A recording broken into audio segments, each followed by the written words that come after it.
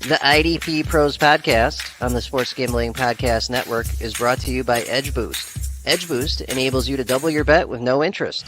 Go to sportsgamblingpodcast.com/edge to get started today.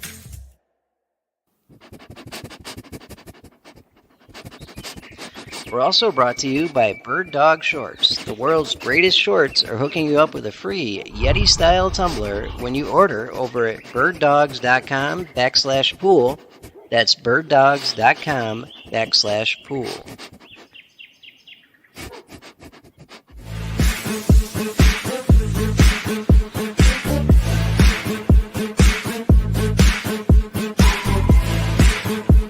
And so, the IDP Pro Manager Pod is a proud member of the Sports Gambling Podcast Network, home of the hottest, smartest, and fastest-growing sports gambling and fantasy football providers in professional sports entertainment to date.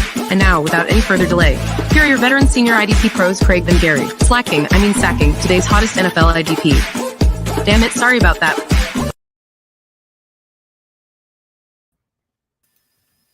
Hello. Welcome back, everybody, to the IDP Pro Managers Pod. It is Friday, June 16th, 2023 at the time of this recording, and this is our 17th episode. So, Gary, the IDP tipster, is with me as always. Gary, how is the middle of June going for you so far? Oh, wow. Well, ramping up for a little vacation next week, man. It's actually here in Ohio, where I live, it has been crazy because we get hot and then we get cold, and it's not unusual this time of year, but it's really, really messing with me getting my bird dogs on at the beach. Yeah, we're having the same thing here. It was like one day it was in the high 80s, and then yesterday it was like in the 60s, which you think, well, it's 20 degrees. It isn't a ton, but, back-to-back days doing that and jumping around like that throughout the week can certainly get to you. So we got the same thing going on here. But today we're here to talk to you guys about IDP, of course, and we're going to be looking at the top defensive linemen, linebackers, and defensive backs from the Fantasy Pros IDP rankings. We'll be going over all that in a little bit, but we do have some news to cover, and some of it will matter in your IDP leagues this year. First off, the Athletics' Zach Rosenblatt reported that safety Chuck Clark, who went to the Jets from the Ravens this year, suffered a serious knee injury. And as a result of that, it seems the Jets went out and signed former Packers safety Adrian Amos. Yes, they've signed another Packer, to no one's surprise. This is a one-year deal worth up to $4 million. We don't know anything for sure on Chuck Clark's knee, but it doesn't sound good by any accounts, Gary. So does it kind of feel like they're looking to maybe slide in Amos there for Clark if Clark's going to be out for an extended period of time? Well, I'd have to assume so, considering the rest of the depth chart that we have here. I mean, the only thing that's probably a lock is Jordan Whitehead at this moment. Chuck Clark, it looks like he'll at least miss the beginning of the season. That's how worried they are. Yeah. When it comes to Amos, it's not going to be that far of a drop off. He's a capable veteran. He's not been a top end guy, but a couple of times, I think, in his career for IDP. And we have to question, since the new regime taken over with the Jets, we really haven't had a superstar safety come up out of there like we really wanted back when everybody was hoping for May and when Jamal Adams left, all that. It's never really folded out. We don't get the consistency and solid safety that we want. We were hoping that Chuck Clark might be able to switch that around after, doing what he did in Baltimore. Right now, that's kind of iffy. And one guy that I am glad I got in a best ball not too long ago was Jordan Whitehead late at this point.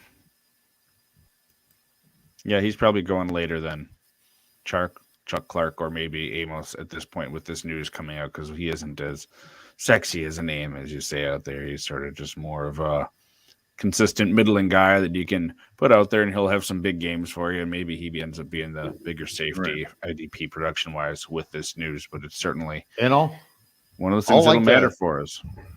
I'd like to remind everybody as well that it just happened recently. We have these veterans, younger veterans that move from their second teams and are learning a new defense, like John Johnson did when he went to Cleveland. His first year, he didn't do shit, but his second year, he was really, really serviceable or solid, even DB, low DB1 numbers in some leagues and on occasions. I think Rashawn Jenkins was another one. Am I right? So the reason I'm saying this, we also have the ones that fail. The reason I'm saying this is Jordan Whitehead is actually a better ball player than what he put out on the field last year. So give him a second chance. Go ahead and dot him on there, especially with this news. Some more secondary news. Chargers cornerback J.C. Jackson told reporters he thinks he will be ready for the start of training camp. He is returning from a torn patellar tendon. More injury news, more knee injury news. Broncos linebacker / edge Baron Browning said he may not be ready to start the season. He had meniscus surgery, not crazy invasive, but he did have some cleanup and meniscus surgery earlier this month, June. So we'll have to see how that plays out going into August here. Cleveland.com's Mary Kay Cabot reported that Browns defensive tackle Perion Winfrey had the misdemeanor assault charges against him dismissed. However, being the NFL and Roger Goodell, we know he still may see discipline from the NFL from this incident, which occurred in April. So if you're in some deep defensive tackle required leagues and you have him stashed away, be aware of that. And finally, more impactful for everyone, NFL Network's Tom Pelissero reports that Vikings edge Danielle Hunter is planning on skipping the team's mandatory minicamp. He's hoping to get a new contract either with the Vikings or be traded and get a new contract, as he is only going to be making $5.5 million in the last year of his deal, which is certainly a bargain price and understandable why he would want more money for a guy of his talent and sort of the direction they're going with rebuilding that Vikings defense. Talked about him a little bit last week, but keep an eye on what happens with Danielle Hunter this year. And speaking of what's going on, the IDP Pros Manager Pod is supported by Edge Boost. Edge Boost is the world's first bet now, pay later Visa card. Edge currently offers up to $2,500 in betting advances, which can be an extremely valuable tool. Imagine what you can do with an increased bankroll. So, get down on some of your favorite futures without tying up your bankroll for months. Or double down on a favorite bet you like, or even use it to create an awesome middle, or worse, if you're that kind of person, hedge for yourself. Edge Boost isn't some sleazy loan shark either. They charge zero interest. Do you know of a way you can access more money to place on your favorite bets without paying any interest? Edge Boost can also be part of a responsible gaming plan, as you can set that up with daily, weekly, or monthly limits across all of your betting accounts just in that one place. So go help support SGPN and grow your bankroll by going to sportsgamblingpodcast.com/edge to sign up. That's sportsgamblingpodcast.com/edge. You must be 21 years or older to use. Problem gambling? Call 1-800-GAMBLER. All right, so we told you we're going to be sort of looking at the Fantasy Pros rankings. You're going to be going over the top 10 across each of the main positions here. But I do kind of want to let you know the scoring, because scoring format does matter for where you have guys ranked. Solo tackles are 1.5 points. An assist is 3/4 of a point. Tackle for a loss is 2 points. Sacks are 4. Interceptions 5. Forced and also recovered fumbles are 4 points apiece. Touchdowns are 6. Pass deflections are 1.5, and safeties are 2 points. So a little bit more weight given to the tackles here than the big plays. So keep that in mind here. And we're going to start off with defensive linemen, Gary. So I'm going to read these off so they're aware of who the top 10 are and kind of give me your initial impressions about someone that you feel might be a little bit too low ranked here or is even missing from the top 10. You think someone should be in there that isn't. Going in order of 1 to 10, we have Nick Bosa of the 49ers, Maxx Crosby of the Raiders, Myles Garrett of the Browns, TJ Watt of the Steelers, Brian Burns of the Panthers, Micah Parsons of the Cowboys, Aidan Hutchinson of the Lions, Joey Bosa of the Chargers, Aaron Donald of the Rams, and the earlier mentioned Danielle Hunter, currently of the Vikings. So anything really stand out to you there? Someone, Gary, you're thinking is too low or should be in that top 10 that isn't? The first thing that jumps out of my mind is it feels like that Hassan Riddick can't get any respect. Not that he's that far out of this top 10, but he's not in it. And Joey Bosa is. As a dynasty, I mean, these are purely dynasty, have to be, right? So we have Barnes above Micah Parsons. Yeah, there's a couple of things going on, but I want to say for first that, you know, Riddick has been getting it done when he's on, and he was on last year. He's coming in this year. He is one of the main guys that were in that major rotation that really produced some sacks last year. They don't have quite the supporting cast they had last year, but that's not a big deal for Riddick because he actually had done it in other places before he ever got here without that kind of help. So he's going to be their main pass rusher. Everybody spends all this time looking at the defensive line, the DLs, all right? I know that Riddick is a linebacker in a lot of leagues and a lot of formats, but he's an edge rusher and he's a tackle monster on top of it. So I think he should be up in this top 10, whoever the hell you guys want to drop down.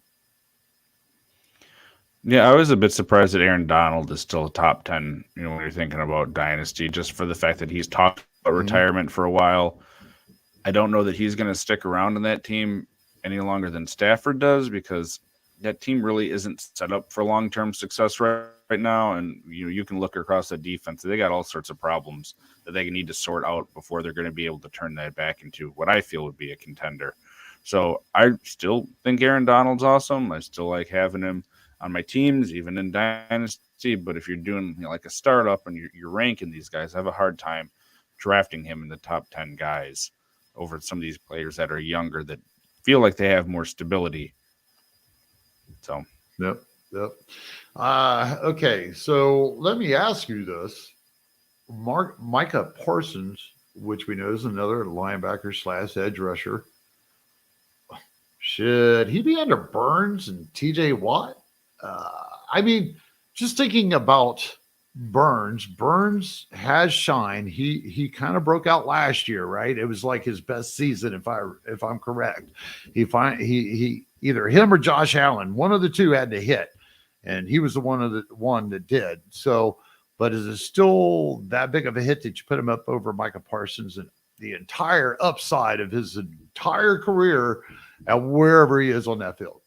Are you comfortable with that? I mean, you can call me a Cowboys homer, but no, I have Micah Parsons ahead of Brian. Losing you there, Craig. Yeah, I don't know. They're working on my roof at the moment, everyone. So if you see me cutting out, who knows? Maybe they've messed with something and my internet's going out. Burns certainly belongs in the top 10. I like Brian Burns a lot. And, he had two really consistent, nice years after his rookie year. And then, like you said, last year, he sort of had his breakout year. I do like him a lot. I do think he should be ahead of someone like Aidan Hutchinson, who I also like. But he's proven it more than Hutchinson has in the league. And, some of that matters. So, yeah, I mean, I probably have Parsons sitting around 3 or 4 myself, and Burns is probably closer to 6 or 7. But, when we're discussing top 10, if you have all these guys in your top 10 or most of them, it's sort of splitting hairs. It's sort of more of a tier thing. Like, who do you have in that top tier, the second tier, and then, like, is there a third tier even in your top 10 for how you rank these guys, which some people do. Yeah, Joey Bosa and Aaron Donald, they don't need to be in anybody's dynasties in those top 10s. I mean, Joey Bosa may be right outside of there with the anticipation that he's actually going to be able to bounce back, Aaron Donald, I mean, dynasty-wise, yeah, I'm not avoiding him because even if you only get this 1 year out of him, hell, it was worth it. But I don't know about taking it real serious when you're building a long-term depth chart at defensive line or edge. Aaron Donald, man, he's got 1 or 2 years left, so he should probably be closer to the 12, 13, maybe a little lower, depending on some ages here. That's why we go over the consensus. There's some other guys that are, below, farther down that I would have over Joey Bosa at this point. We wouldn't have to go into it, but, like Kayvon Thibodeau, if we're talking dynasty, for what he showed as a rookie in that athletic profile, I'd have him up there. I'd even have in this is a hot take for some people, but Christian Wilkins has been a beast with what he's done down there in Miami, and I'd have him over Joey Bosa based on age and then also consistent production at this point. Yeah. Joey Bosa's been an every other year player, basically, whether it's because of injuries or coming back from an injury. Crazy talented, but he hasn't been able to stay on the field, and that's something I have to take into account when I'm looking at dynasty rankings long term. Mm-hmm. Anyone else you think might deserve to be at least in the conversation for the top 10 that wasn't brought up into there?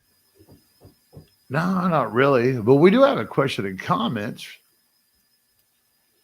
All right. We'll go over to that. Let's see. We got Toronto Dave showing up, showing us some love for IDP. Nice to see you, Dave. Good morning.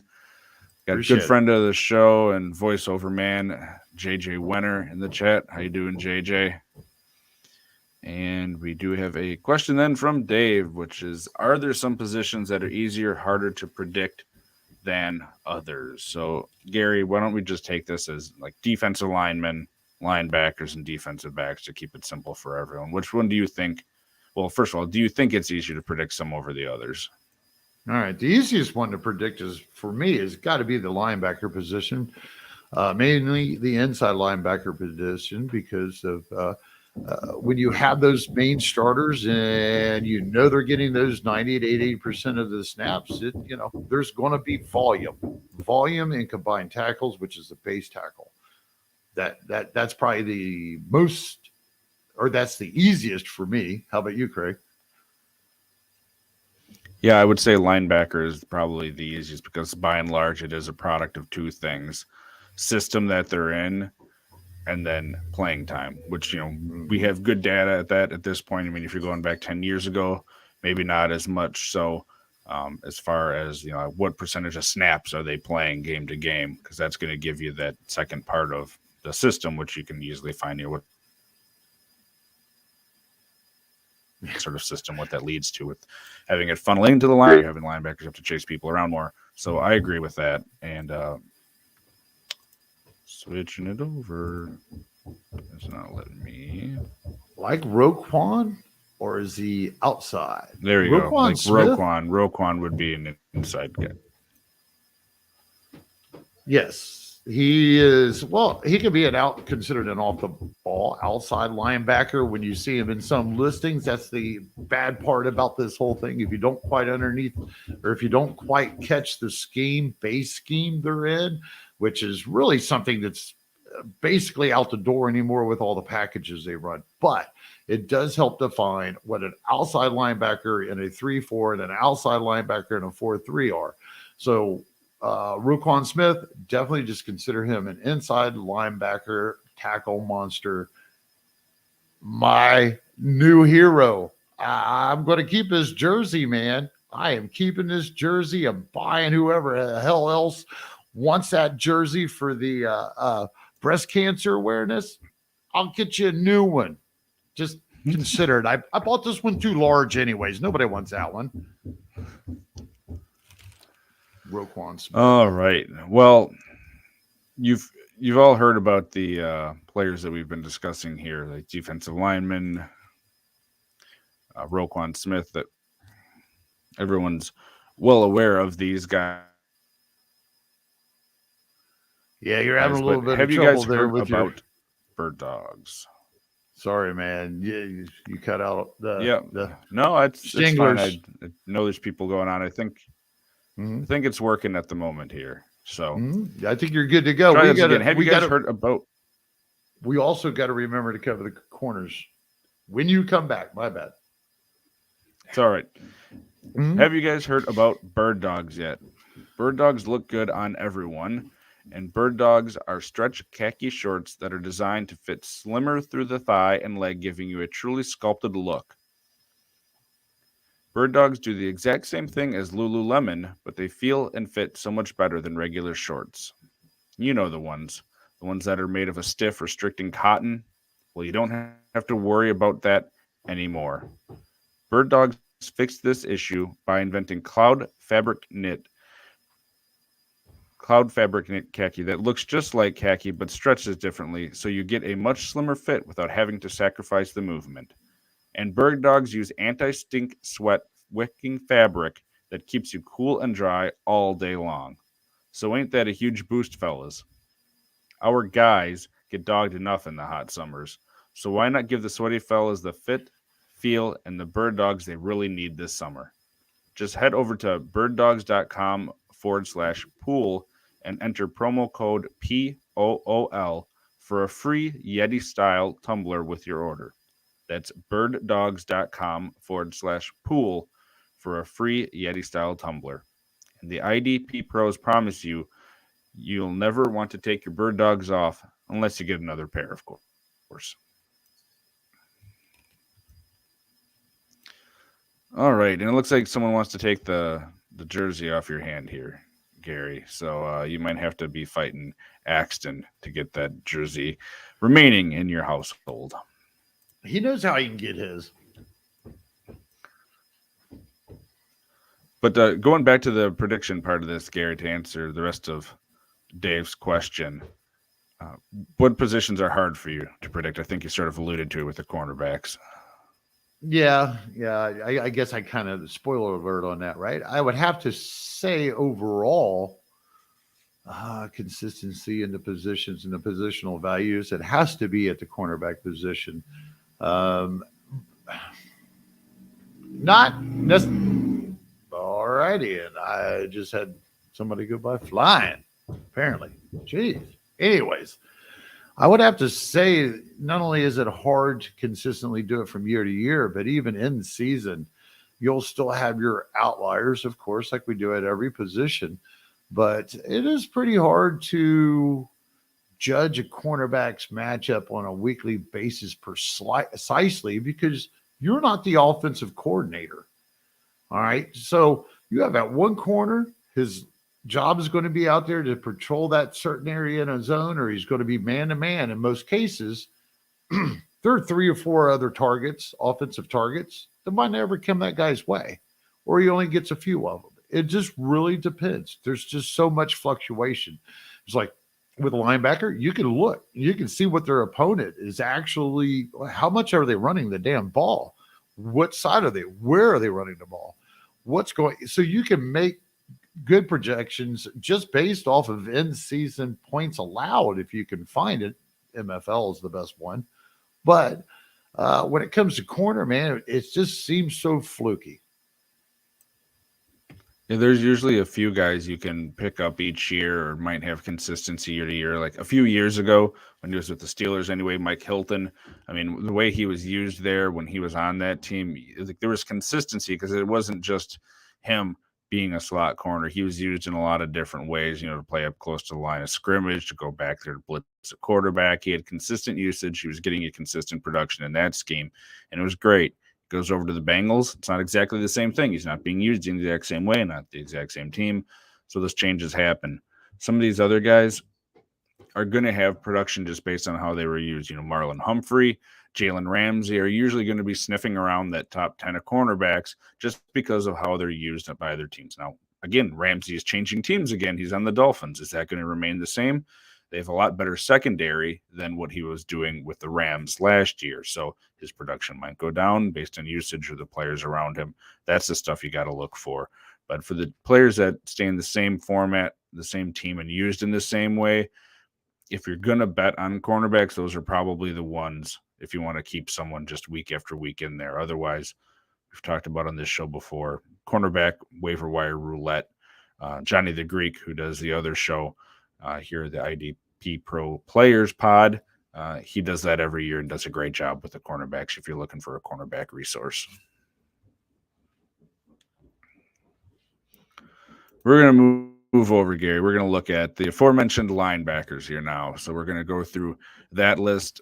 We got Foy Oluokun of the Jaguars, Roquan Smith of the Ravens, Nick Bolton of the Chiefs, Bobby Wagner of the Seahawks, Bobby Okereke of the Giants, Logan Wilson of the Bengals, CJ Mosley of the Jets, Devin White of the Buccaneers, Fred Warner of the 49ers, and Zaire Franklin of the Colts. So again, that's 1 through 10 in order, with Franklin being number 10.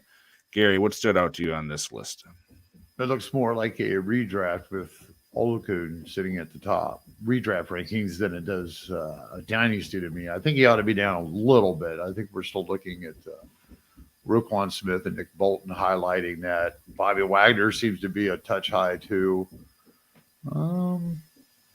Fred Warner's not high enough in that top 10 for me, dynasty-wise. What are you eyeballing? Yeah, I mean, Wagner's probably a little bit too high, like you mentioned. You could argue the same thing with CJ Mosley because his contract's coming up due soon, and he's already in his 30s. If you're thinking about for dynasty, that's probably a bit too high. But a lot of these other guys, you know, Devin White has sort of showed there were a lot of concerns about his big year of production just being off of some of those big plays with sacks and things like that, which has came to fruition. He's not getting those year to year, but his tackle numbers have maintained, and he's, you know, still a steady tackler, so that makes sense for a young guy up there. Zaire Franklin, I mean, if you told people a year ago he was going to be ranked higher than Shaq Leonard, boy, you would have had a lot of people surprised. But I think just based on what he's shown and then not having the health concerns, it's warranted that he's up there in the top 10 ahead of Shaq. But if Shaq Leonard is to come back and be healthy, I think you're going to see a lot closer to an even split than people are thinking. Right. They could have both. I don't know. Do we really see them giving both linebackers like 90% of the snaps? They didn't really used to do that with Okereke and combination of Leonard. I think it's unlikely that they probably do that, but like it might vary even week to week who gets taken off more based on how each one of them's performing, health. I mean, just how long they've been missing Shaq Leonard for. Do you want to just throw him out there into that 90% snap share right away, or hopefully have him healthy for a few more years here? So, well, with that being said, it was a great point, and Franklin probably doesn't deserve, or I can't say deserve. The guy's earned it, but he probably shouldn't be in the top 10. Neither one of them here. They probably should be down around that 20 area, but we'll talk about that in a minute. Yeah, I do agree with you, though, too, at the very top. I mean, I like Roquan, but what's going to be going on with him going forward? Is he going to be on the Jaguars? Because I think next year might be his last year, or they can get out of it easily after this year if they want. You know, they've drafted a first-round linebacker. They drafted a third-round linebacker. You know, they're investing in this position. So are they going to keep him around, or was it more of a guy that they knew had the talent to come in and sort of lead the changeover in that linebacking group from Urban Meyer to Doug Peterson? We'll have to see. But certainly, they're Roquan Smith and Bolton are my 1 and 2 for me right now. Mm-hmm.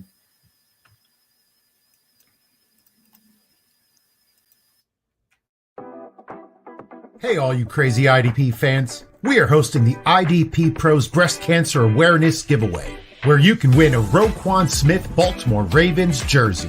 All you have to do to enter is donate $3 or more to any nationally recognized cancer organization and post a pic of your donation with the hashtag IDPROS.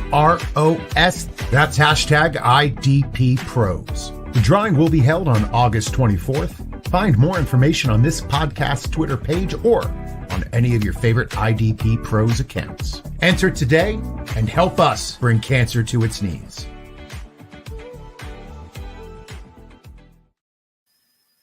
And that is the aforementioned beautiful Roquan Smith jersey you can see in the lighting behind Gary there on stream. So if you want that and you want Gary to have to ship it to you instead of keeping it, go ahead and donate and send that over. Oh, no, this one's mine. This one's not leaving the wall, folks. No, that's the one I'd want, Gary. That's the one I'd want, Gary. All right. But anything closing up the linebackers here that you thought struck your fancy one way or the other, or you want to move on to the defensive backs? Yeah, we can go ahead and roll on to those defensive backs. All right, 1 through 10 in order again here. We have Derwin James of the Chargers, Jalen Pitre of the Texans, Budda Baker of the Cardinals, Jaquan Brisker of the Bears, Minkah Fitzpatrick of the Steelers, Antoine Winfield Jr. of the Buccaneers, Kyle Duggar of the Patriots, Talanoa Hufanga of the 49ers, Jeremy Chin of the Panthers, and Kyle Hamilton of the Ravens. And Gary, I'm just going to throw it out there. I know if we're talking dynasty, I get people's infatuation. Great talent coming out, great talent in college. This feels too high for Kyle Hamilton when he hasn't proven anything yet. Off the top, man. Off the top. I mean, everybody is doing a huge amount of assumption, and I get it. I really do. But some of the more seasoned consensus breakers over there probably are pumping the brakes like we are. You got to make them prove it. You at least got to see something. We do not know for a fact that they're not going to re-sign Patrick Queen next year, or the facts of any of that his role is going to change. Now, I want to bring this up over 5-6 years since the year that I was really hammered with Chuck Clark and telling everybody he's going to break out as something. Since that year, he hadn't done it. And I'm not really sure if anybody else has. I mean, we've had some spurts and some stretches from these guys for a few games or months even, but entire seasons, DB1, name me one that lasted the entire season. Well, besides corners and Marcus Peters back in the day. Right. Talking safety. Yeah, I mean, safety, I couldn't tell you. I mean, yeah. There's not there. I mean, Tony Jefferson was there for a while. I don't remember if he was any good when he was with the Ravens or not. But yeah, it's been a while since. I mean, okay. Weddle had a really good year, I think, with the Ravens. But you're pushing 8 years now, maybe with that. Right. How about Reed, man? I want to go flashing back. What's that? 15. Eric Reed, wasn't his name right? Yeah. The free safety, deep guy. He's just killer. Never mind. I might have the wrong team. It is a progressive moment sometimes. Ed Reed. No. Ed Reed, yeah. Ed Reed, yeah. Yeah. Woo. But Ed Reed, I mean, you want to talk about, I mean, he's been out of the league since 2013, and that was like with Houston and the Jets. His last year with Baltimore was 11 years ago. So, yeah, it's – and I think you're probably right. Tony Jefferson probably did dot in after that a couple of seasons, but I'm not 100% sure. He was with Arizona too. Yeah, it's a tough one, man. We'll roll.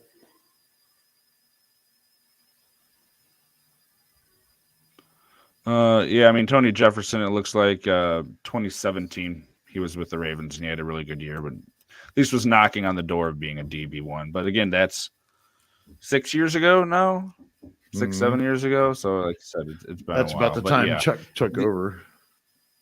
The other concern too, I mean, you mentioned Peters is there, Marlon Humphrey's still there, Marcus Williams is there. Not saying any of these guys are going to be the guy, but it's a veteran secondary of guys that produce, guys that get tackles and know what they're doing. It's not like he's also behind some crappy linebacking core now. I mean, you have Roquan Smith there. Queen's going to play some. The rookie Trenton Simpson's probably going to play some. All of that's going to be taking away from what Hamilton could potentially get you for IDP production, which is why this feels high to us. Mm-hmm. Looking at the rest of this list, I mean, besides, we just pounded on Kyle Hamilton for so long, we forgot about the rest of them. It doesn't look bad at all. I mean, Derwin James up over at number one for obvious reasons. He's still, fairly young and everything. I mean, we've got a lot of guys that kind of fell off last year. So when we get to the second half, it's like you can't move those guys up, or I'll mention one that I might, but you can't really move them up. But I'm having a hard time moving the guys down that are up there just for the simple fact that, it's kind of a weird nature beast when it comes to ranking defensive backs sometimes anymore. It just doesn't. Trying to explain. Jeremy Chin hasn't worked out worth a shit. Tell me he has. He's not even been close. Kyle Duggar, that hasn't been. It's hard to trust anybody that's not named Derwin James at the moment. and I gotta think Budda Baker. The rest of them is all kind of just questionable for me. So, I mean, it is what it is. What are you seeing in this top 10?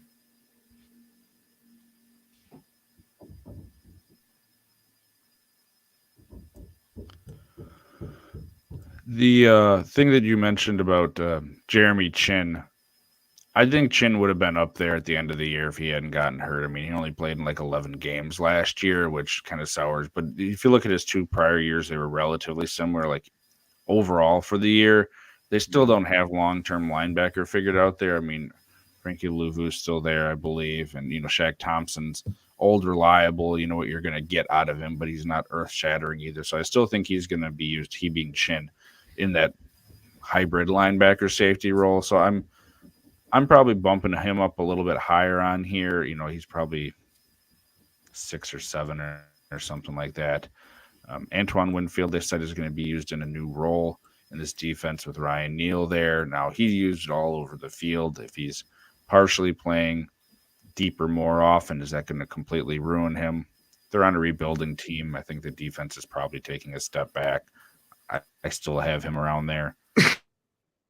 I get why people have Jalen Pitre so high, but again, it's 1 year with a rookie, and it was an amazing rookie year. You're not going to see that every year out of him, especially as this defense gets better and they start figuring out their linebackers. I have a really and if you're not good, right. And if you're not good, and on paper, this is not. He's got a lot of improvement to really be dynasty worthy and long term. I love the kid as a little breakout call last year too, and turning people on to him really super early. I mean, actually before the season. So I know what the kid's about, and it's not going to last. It's just not going to last. He's got a lot to work to do if he even has a starting job this year.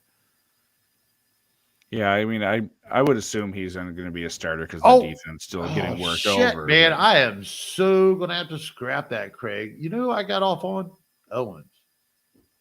Oh, Owens? I sure the hell didn't call that rookie a freaking breakout. So we want to make who's sure now with that the Packers, I think. Right. Excuse me while I had yet another progressive moment, and I got off on the wrong safety for him, or the wrong safety completely. And as far as what you was asking me about them being up there or about him being up there in particularly, yeah, it's a huge gamble when on paper, I still know that his grades weren't like outstanding. So as you mentioned too, they just got a hold of Will Anderson. They're going to improve this defense. I think it's DeMarco Ryans if I have the right coach now. Yep. All right, so we're back on the right track. The one thing I wanted to not side relish, but now that I got myself all derailed anyhow, we were talking about Jeremy Chin on a sleeper chat this morning for a best ball. We're waiting to draft, and the conversation of Louvu come up. All right, well, as far as I know, and we were talking, I think Louvu is being moved to the outside linebacker, so everybody was kind of questioning. Hope you move to the outside as an edge rusher, outside linebacker. Jack Thomas inside, leaving another position open inside at linebacker. Man, so yeah, look at that depth. Jeremy 10 and that safety group. Why in the hell they need a full-time second linebacker? That's my point. Yeah. Don't go too far head hunting unless they really announce something, because you might just be seeing Bell, Chin playing linebacker, nickel back. Let's see. They also have, God, who was the other dude? Wood or kid from Dallas? Shit. Woodson. I couldn't tell you. I know they've drafted some guys late, but I don't know that they've invested. No, he's a return starter.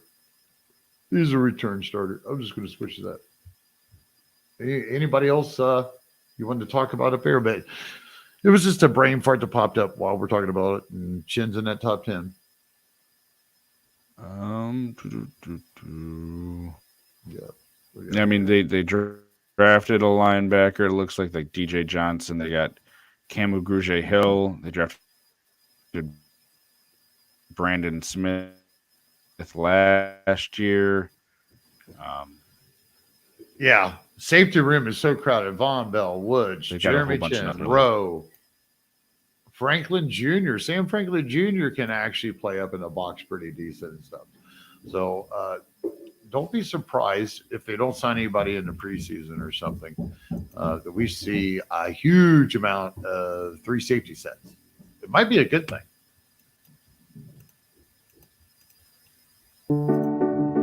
Ever notice these days how things have changed with sports entertainment? Suddenly everyone is edgy and they don't mind offending people with offensive words. It's everywhere. Podcasts, to radio, to primetime TV.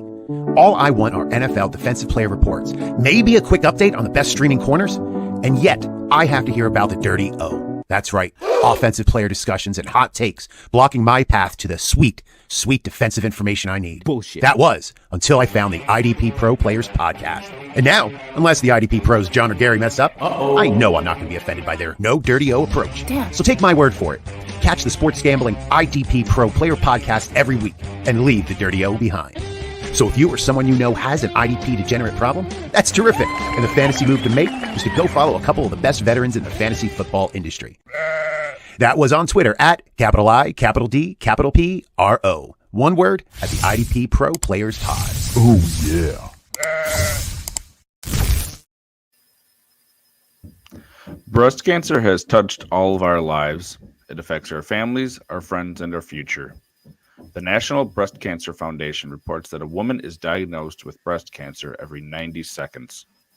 The IDP pros want to remind you that groups like the NBCF cannot do it alone. They and other breast cancer charities need our donations to help with prevention, early detection, and treatment options for women everywhere. So please donate whatever you can and help us in the fight against breast cancer. All right, Gary. So that sort of rounds out our top 10s for defensive linemen, linebackers, and defensive backs. Anything particular, any names we didn't hit on that surprised you that they weren't in there? There's no surprises. Not really. Again,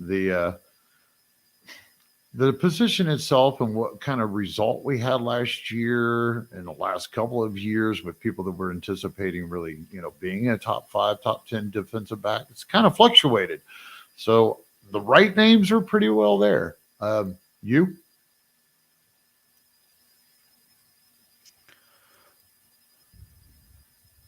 I guess I'm happy, and this is a weird way to put it, but I'm kind of happy that people are coming around on Jamal Adams.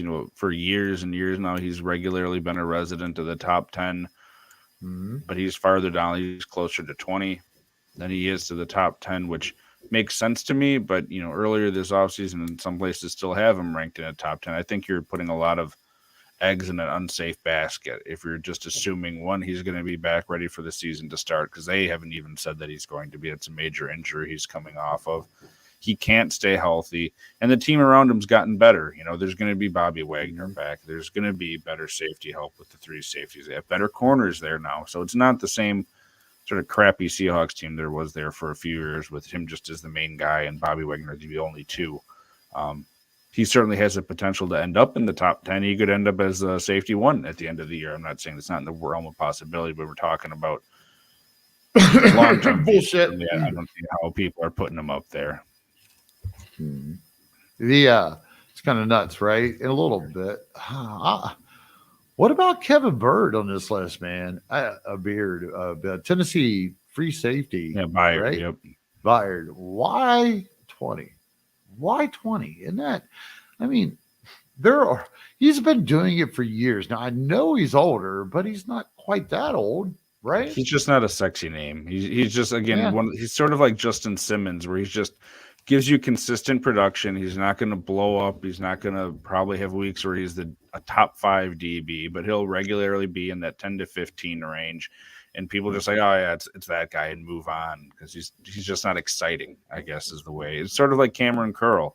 Cameron Curl's not an exciting player to most people. He's just sort of been a steady hand at what he's been doing. He isn't the new name blowing up or the old guy on a new team or anything like that. Right. And it's pretty wild that he's down on this rankings like that, because I just got done publishing my first defensive player prop bets for the 2023 season. Well, my first prop bets article officially for SGPN. Whether or not I keep going, who knows? I hope so. It's kind of cool. But Beard was actually my long shot. I liked his odds on taking on, I believe. I'm just going to make sure that I am not quoting myself wrong. I did write this last week. Oh, where's he at?